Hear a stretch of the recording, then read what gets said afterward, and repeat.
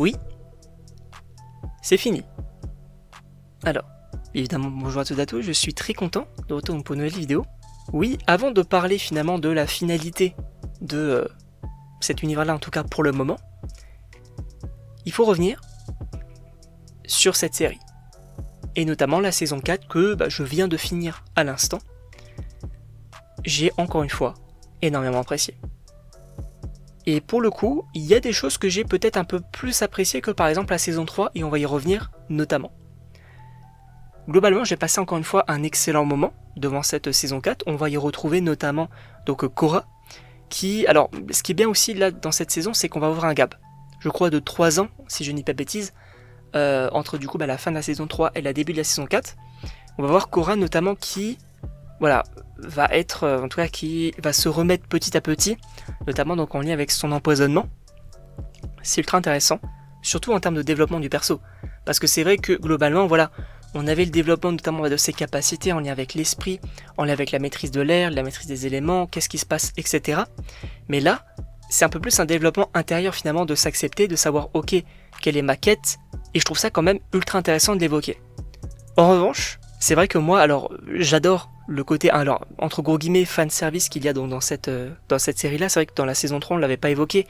On avait notamment Zuko qui revenait. Très, très intéressant, le frérot, bien sûr. Mais là, dans cette saison, on va voir Toph.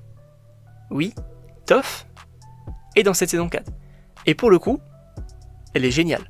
C'est un peu le cliché, on va pas se mentir, donc de la grand-mère qui est un peu aigrie, mais elle est incroyable. En tout cas, elle continue de me faire kiffer et j'ai totalement reconnu, on va dire, donc le perso, sa manière d'être, sa manière de parler, de s'exprimer, etc. C'est assez intéressant. Il faut parler aussi des personnages secondaires, hein. On va avoir évidemment donc Mako, également Bolin. Bolin, pour le coup, c'est vraiment mon top 2 de cette série. Peut-être mon top 1, je ne sais pas, mais en tout cas, Bolin, l'un des meilleurs personnages de cette série-là. Il est drôle, il est badass, il est attachant, incroyable. Bolin, vraiment incroyable. Je l'aime beaucoup, ce personnage-là, il me fait kiffer. Je vais pas mentir, Bolin, c'est le frérot. C'est le frérot. On va voir également alors Tenzin et les maîtres de l'air qui vont être peut-être un peu plus en retrait dans cette saison-là. En même temps, c'est normal, hein. Ils avaient eu tout un arc dans la saison 3. Mais là, il faut évoquer l'antagoniste. Et j'ai oublié son nom, je vous avoue. Voilà, j'ai un petit trou de mémoire. Mais l'antagoniste, incroyable. En tout cas, je la trouve supposément meilleure que l'antagoniste de la saison 3. Parce que c'est vrai que globalement...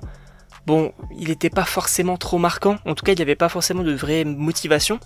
Là ce qui est intéressant c'est qu'effectivement l'avatar a disparu pendant 3 ans. Elle, justement, elle veut du coup le renouveau de son royaume, etc., du royaume de la Terre. Et donc oui, elle va tout faire donc, pour reconquérir cette terre et faire le travail de l'avatar, entre gros guillemets, à sa place. Bon, pas de la bonne des manières, on va pas se mentir. Mais ce que je trouve hyper intéressant, c'est effectivement, voilà, un antagoniste qui soit totalement en lien avec Korra. Et oui, selon moi, ça fonctionne extrêmement bien. En revanche, oui, donc c'est effectivement donc la fin de cet univers-là, en tout cas pour le moment, puisque normalement donc en octobre on va avoir donc le film sur la légende de Aang. J'ai extrêmement hâte. Mais oui, j'ai été extrêmement content de découvrir donc la série Avatar et Korra et de vous en parler directement. Sachez que j'ai extrêmement hâte donc pour le film évidemment donc qui va sortir et également donc la nouvelle série. Alors on n'a pas forcément de date si je ne dis pas de bêtises.